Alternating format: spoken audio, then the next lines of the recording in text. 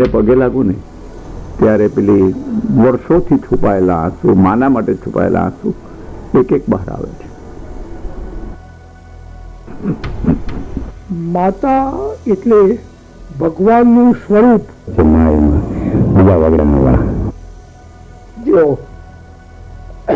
જો I have option, અને જો મારે બીજી વખત જન્મ લેવાનો હોય તો મારે એ જ મદદ.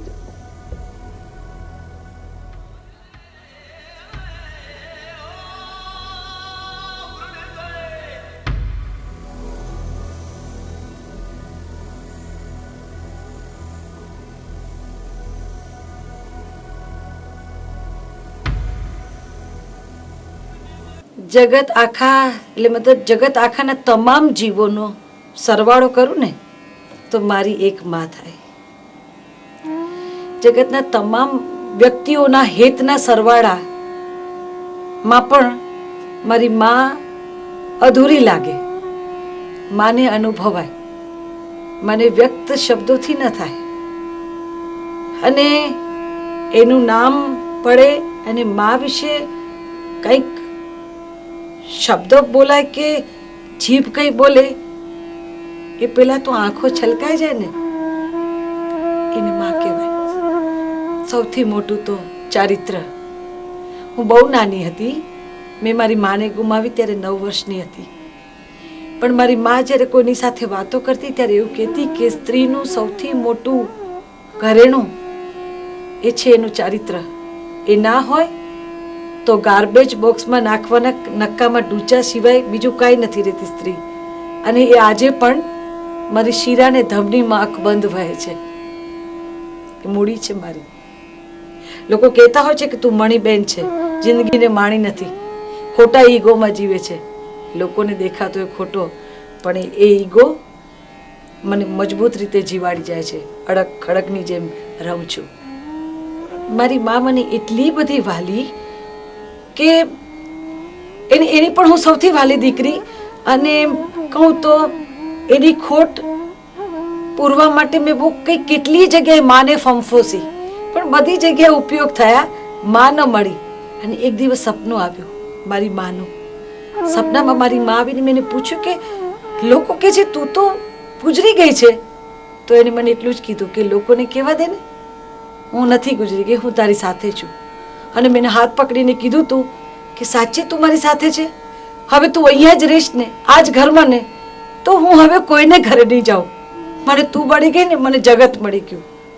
અને બહુ સાચું કહું તો જ્યારે હજારો માણસોને મેદનીની વચ્ચે, ક્યારેક યુનિવર્સિટીમાં, ક્યારેક ગુજરાતમાં ફર્સ્ટ આવ્યો, ક્યારેક એવોર્ડ લેવા જતી હોઉં, હજારો માણસની તાળીઓમાં હું ક્યાંક મારી માને શોધતી હોઉં કે આ બધાની મને જરૂર નથી, એક બે આંખોની જરૂર કે જે મને શોધતી હોય, જે મને પૂછે ઠંડી છે, ઓઢવાનું લીધું છે ને બરાબર, વરસાદ પડે છે સાચવીને જજે, પાછી શરદી થઈ જશે. એ ખોટ અઘરી છે, બહુ અઘરી છે, નથી પૂરી શકાય. અને માનો હાથ માથે ફરે એના માટે થઈને મેં જે સફર કરી, જે બહુ પેઇનફુલ હતી, એટલે એક મનમાં નિર્ણય કર્યો છે કે એની તાકાત અહીંયા આ હાથમાં મળે તો જતી જિંદગી એક નાનકડો આશ્રમ કરવો છે. અને એ બાળકોના માથા ઉપર માં બનીને એના થકી મારે હાથ મૂકવો છે, એટલે એને મારી જેમ રજળપાટ ન કરવો પડે. આ મારો એમ છે જીવનનો. મારી માં ખૂબ શોખીન હતી.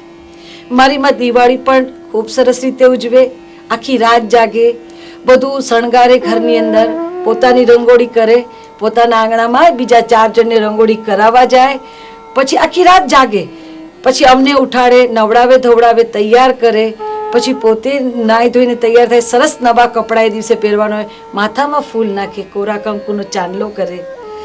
ઉત્તરાયણ પણ મજાથી ઉજવે, ધૂળેટી પણ સરસ રીતે રમે. એટલે તહેવારોનું, ફેસ્ટિવલનું માણસ ભૂખ્યું માણસ એવી મારી માં. એને માણસોને ભેગા કરી અને મજાથી જીવવું બહુ ગમતું, એકલપેટી નહોતી. અને કદાચ એનો એ ગુણ મારામાં ઉતર્યો છે.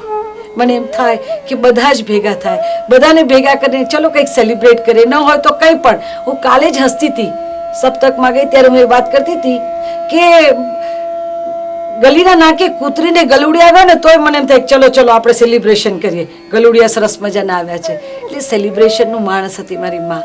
ને સાચુકલું, કડવી હતી, સાચુકલી હતી. જીદ કરે ત્યારે કંઈ પણ ન આપે, થ્રો કરીને ઘા કરી દે, અમારો ઘા કરી દે એવી મજબૂત હતી. રડતા રડતા હળદર ને મીઠાનો લેપ કરે એ મારી માં. પણ એકવાર એવી ખબર પડી હતી કે મારી માને કંઈક ઓપરેશન કરવાનું છે. એ સાંભળીને મને થયું કે મારી માં ગઈ, એવો શોક લાગ્યો. ને ત્યારે મને બીજે દિવસે ખબર પડી કે તાવ શરૂ થયો અને ટાઇફોઇડ થઈ ગયો. મારી માં અત્યારે દેખાતી નથી, પણ મને ખબર છે કે સતત મારી સાથે જીવે છે. આ 30 વર્ષની યાત્રા અને આ ભાવિની જાની એક એક્ટ્રેસ તરીકે સ્થાપિત ત્યારે જ હોઈ શકે જ્યારે એ આગળ છે શક્તિ બનીને, ને પાછળ હું છું એની છત્રછાયામાં. અમે લોકો મણિનગરમાં રહેતા હતા અને બહુ નાની હતી ત્યારે જ્યારે મારી મોટી બહેન આવીને એમ કીધું કે મમ્મી નથી રહી, ત્યારે જિંદગીમાં પહેલી વાર એવો અનુભવ થયો કે પગ નીચેથી જમીન નીકળી ગઈ. ખબર ન પડી કે શૂન્ય અવકાશ સર્જાઈ ગયો. અત્યારે શબ્દ મળે છે કે ત્રિશંકુ, હેવા હવામાં અધર વિના આધાર વગર લટકી રહ્યા હતા. સાવ કશું જ નહોતું. ધીમે ધીમે જીવતા શીખી ગયા. પણ આજે ખોટ બહુ જ લાગે. દુનિયાની તમામ સાહેબી, તમામ સંબંધો એ ખોટ ક્યારેય નથી પૂરી શકવાના. બસ એને એટલું જ કહું કે મમ્મી તું પાછી આવી જા, મને બીજું કઈ નથી જોઈતું, તું રે પાસે, મને જગત આખું મળી ગયું બસ. અને એને પગે લાગુ ને ત્યારે પેલી વર્ષોથી છુપાયેલા આંસુ, માના માટે છુપાયેલા આંસુ એક એક બહાર આવે છે. માતા એટલે ભગવાનનું સ્વરૂપ. બીજા વગડાના